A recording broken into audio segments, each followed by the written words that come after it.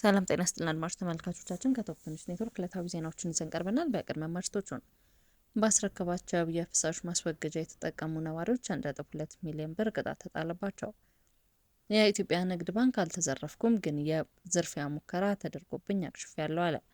ኢትዮጵያ፣ ደቡብ ሱዳንና ጅቡቲ ያጸደቁት የኢጋድ ስምምነት ኬንያ ተቀላቀለች። ከግንቦት 11 2017 ዓ.ም ጀምሮ ስራ አቁመው የነበሩ የመቀለ ከተማ ፍርድ ቤት ስራቸውን እንዲጀምሩ ከስምምነት ላይ መደረሱን የትግራይ ክልል ጊዜያዊ አስተዳደር አስታወቀ። አሜሪካ ኤምባሲዎቿ የተማሪዎችን የቪዛ ቀጠሮን እንዳይሰጡ አዘዘች። ባስረከባቸው የፍሳሽ ማስወገጃ የተጠቀሙ ነዋሪዎች 1.2 ሚሊዮን ብር ቅጣት ተጣለባቸው። በአዲስ አበባ ከተማ ከሰሞኑ በርካታ ነዋሪዎች እንዲሁም ድርጅቶች ከፍሳሽ አወጋገድ ጋር የተያያዘ ከፍ ያለ ቅጣት እየተጣለባቸው መሆኑ ይታወሳል። ይህንን ቅጣት የደንብ ማስከበር ተቋማት በሚዲያዎች በስፋት እያስነገሩት ይገኛሉ። ኖህ ሪል ስቴት አክሲዮን ማህበር ከአደይ አበባ ቁጥር 1 አያት ኖህ ከአያት ወደ አራብሳ መሄጃ ሳይት ላይ በተፈቀደለት የፍሳሽ አወጋገድ ስርዓት መሰረት ገንብቶ ካስረከባቸው ቤት የተጠቀሙ ነዋሪዎች 1.2 ሚሊዮን ብር ቅጣት እንደተጣለባቸውና ከዚህም ጋር በተያያዘ የነዋሪ ማህበሩ ስራ አስኪያጅ ለእስር ተዳርገው እንደነበር ተነግሯል። የአዲስ አበባ ከተማ መስተዳደር ገንብቶ ባልሰጠንና ሪል ስቴቱ ባዘጋጀልን የፍሳሽ ማስወገጃ መስመር በመጠቀማችን ደንቦች 400 ሺህ ብር አስከፍለውናል ያሉት አንድ ነዋሪ አሁን ደግሞ ተጨማሪ 800 ሺህ ብር እንዲከፍሉ እንደተነገራቸው ተናግረዋል። ከዚህም በተጨማሪ ሚዲያው ባደረገው ማጣራት ደንብ ማስከበር የሪል ስቴቱ ግቢ ገብተው ነዋሪዎችና ሰራተኞችን አስፈራርተውና አዝተው እንዲሁም የማህበሩን ስራ አስኪያጅ አስረው በኋላ በመከራ በዋስ እንደተለቀቁም ተነግሯል። ለነዋሪዎቹ ለክፍለ ከተማ ቅሬታቸውን ከአንድ ሳምንት በፊት በደብዳቤ ማስገባታቸውም ታውቋል። ከሰሞኑ የንግድ ጥሰት ፈጽመዋል የተባሉ ከ250 ሺህ በላይ ነጋዴዎች ተጠያቂ እንዲሆኑ አድርጌያለሁ በማለት መንግስት ማሳወቁ ይታወሳል። ከዚህም በተጨማሪ በቦሌ ክፍለ ከተማ ብቻ 450 ህንፃዎችና ቤቶች እያንዳንዳቸው የ100 ሺህ ብር ቅጣት እንደተጣለባቸው ተዘግቧል። የኢትዮጵያ ንግድ ባንክ አልተዘረፍኩም፣ ግን የዝርፊያ ሙከራ ተደርጎብኝ አክሽፌያለሁ አለ።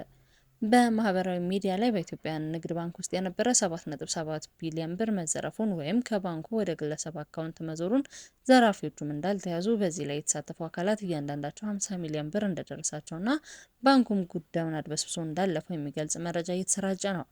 ባንኩ ግን ይህ ውሸት ነው፣ ምንም የተዘረፈ ገንዘብ የለም ብለዋል። ከባንካችን ምንም የተዘረፈ ገንዘብ የለም ያለው ንግድ ባንክ ይልቁንም ከፍተኛ ገንዘብ ለመዝረፍ የተደረገ ሙከራ ነው ሲል ገልጿል። ባንኩ የመዘረፍ ሙከራ በተደረገ በጥቂት ደቂቃዎች ውስጥ ቁጥጥር ስርዓቱን አጠራጣሪ ግብይት መፈጸሙን ደርሶበት ምንም አይነት ገንዘብ ወጪ ሳይደረግ ሙከራው ወዲያውኑ እንዳከሸፈ አሳውቋል። ሙከራው በጥቂት ያልተገባ ጥቅም ለማግኘት ባሰቡ ተጠርጣሪዎች የተፈጸመ እንጂ የባንካችን ሲስተም ተላልፎ የተፈጸመ ጥቃት አይደለም ብሏል። ባንኩ የገንዘብ ዝርፊያ ሙከራው ከከሸፈ በኋላ ጉዳዩን ለሚመለከተው የሕግ አካል በማሳወቅ ተጠርጣሪዎቹ በፖሊስ ቁጥጥር ስር እንዲውሉ ተደርጎ የምርመራ ስራ እየተከናወነ ይገኛል ሲል ገልጿል። ኢትዮጵያ፣ ደቡብ ሱዳንና ጅቡቲ ያጸደቁትን የኢጋድ ስምምነት ኬንያ ተቀላቀለች። የኬንያ ሕግ አውጪ ምክር ቤት የኢጋድ ስምምነት ማጽደቁን የምስራቅ አፍሪካ በይነ መንግስታት የልማት ድርጅት ኢጋድ ዋና ጸሐፊ ዶክተር ወርቅነህ ገበየሁ አድንቀዋል። የኢጋድ ስምምነት በሀገሪቱ ምክር ቤት መጽደቁን ድንበር ዘለል ተግዳሮቶችን በዘላቂ ሰላምና ብልጽግና ለማረጋገጥ ቀጠናዊ ትብብርን ለማጠንከር ያግዛልን ብለዋል።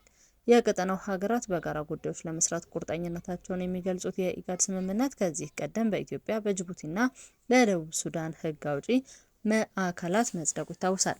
በሀገራቱ መካከል ሰላማዊ ግንኙነትን ማረጋገጥ፣ ጤናማ ጉርብትናን መፍጠር፣ በጎረቤት ሀገራት ጉዳይ ጣልቃ አለመግባት፣ በሀገራቱ መካከል ሆነ በሀገራቱ ውስጥ የሚፈጠሩ አለመግባባቶችን በሰላማዊ መንገድ መፍታት፣ ቀጠናዊ ሰላም ማረጋገጥ እንዲሁም ደህንነትን ማረጋገጥ የኢጋድ ስምምነት ዋነኛ ዓላማዎች ናቸው። ከግንቦት 11 2017 ዓ.ም ጀምሮ ስራ አቁመው የነበሩ የመቀለ ከተማ ፍርድ ቤት ስራቸውን እንዲጀምሩ ከስምምነት ላይ መደረሱን የትግራይ ክልል ጊዜያዊ አስተዳደር አስታወቀ። የፍትህ ተቋማት እያጋጠማቸው ያለውን የዋስትና ችግር በዘላቂነት ለመፍታት ጊዜያዊ አስተዳደሩ እንደሚሰራም ገልጸዋል። የመቀሌ ከተማ ፍርድ ቤት ትላንትና ግንቦት 19 2017 ዓ.ም ይፋ ባደረጉት መልእክት የደህንነታቸውን ስጋት ከሚመለከት አካል ጋር በመግባባት በተወሰነ ደረጃ መፍትሄ ስለተቀመጠለት ከግንቦት 21 2017 ዓ.ም ጀምሮ መደበኛ አገልግሎት መስጠት ይጀምራል ማለታቸውን የትግራይ ቴሌቪዥን ባቀረበው መረጃ አመላክቷል። በመቀለ ከተማ የሚገኙ ፍርድ ቤቶች በክልሉ የተፈጸሙ ከባድ ወንጀሎችን ለማየትና ፍትሐዊ የፍርድ ቤት ውሳኔ ለመስጠት ለደህንነታቸው ዋስትናና ከለላ ስለሌለ የሚመለከተው አካል መፍትሄ ያበጅልን የሚል ጥያቄ በማቅረብ ምላሽ እስከምናገኝ ስራ አንመለስም ማለታቸውን መዘገባችን ይታወሳል።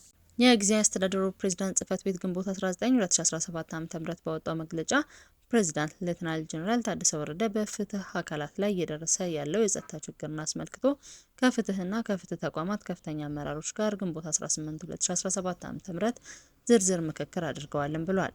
የክልሉ ከፍተኛ ፍርድ ቤቶች ፕሬዝዳንት አቶ መንግስቱ ተክላይና የክልሉ የፍትህ ቢሮ ኃላፊ አቶ ሀዱሽ ተስፋ በአጠቃላይ በትግራይ የፍትህ ተቋማት በተለይም ደግሞ በመቀሌ ማዕከላዊ ፍርድ ቤቶች ስለሰፈነው የደህንነት ስጋት አስመልክቶ ዝርዝር መረጃ ማቅረባቸውን የክልሉ ፕሬዝዳንት ጽህፈት ቤት በመግለጫው አስታውቋል። አሜሪካን ኤምባሲዎቿ ለተማሪዎች የቪዛ ቀጠሮ እንዳይሰጡ አዘዘች።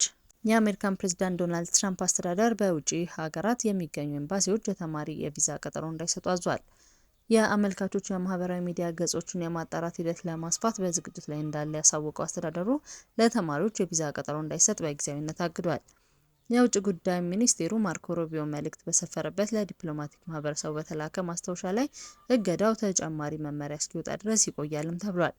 አስተዳደሩ የተማሪ አመልካቾች የማህበራዊ ሚዲያ ገጾችን የማጣራት ስራ አጠናክሮ የሚሰራ ሲሆን ይህም በኤምባሲዎችና በቆንጽላ ጽህፈት ቤቶች ላይ ትልቅ አንድምታ እንደሚኖሩ ተገልጿል። ትራምፕ የግራውን ርዕዮተ ዓለም እየተከተሉ ናቸው ካሏቸው ታዋቂ የአሜሪካ ዩኒቨርሲቲ ጋር ውዝግብ ውስጥ መግባታቸውን ተከትሎ የተወሰነ ውሳኔ ነው። አንዳንዶቹ የአሜሪካን ዩኒቨርሲቲዎች በግቢያቸው ውስጥ በሚደረገው የፍልስጤም ድጋፎች ለጸረ ሴማዊነት በር ከፍተዋል ሲሉ ዋይት ሀውስ ይከሷቸዋል። ዩኒቨርሲቲዎች በበኩላቸው የትራምፕ አስተዳደር በነጻነት ሀሳብን የመግለጽ መብቶችን ለመጣስ እየሞከረ ነው ሲሉ ይወቅሳሉ። ፕሬዚዳንት ትራምፕ ታዋቂ ዩኒቨርሲቲ ሃርቫርድ የውጭ ሀገር ተማሪዎች እንዲሁም ተመራማሪዎች እንዳይቀበል በሚል ፍቃዱን ቢሰርዙም ይህ ፖሊሲያቸው በፌዴራል ዳኛ ታግዷል። ይህ በሃርቫርድ ላይ የጣሉት ውሳኔ ተግባራዊ የሚሆን ከሆነ ሩብ የሚሆኑት ተማሪዎች ከውጭ ሀገር የሆኑትን ተቋም በከፍተኛ ሁኔታ ሊጎዳ ይችላልም ተብሏል። አድማጭ ተመልካቾቻችን ከቶፕ ኒውስ ኔትወርክ ለዕለቱ ያዝናቸው ዜናዎች እነዚህ ነበሩ። መልካም ቆይታ።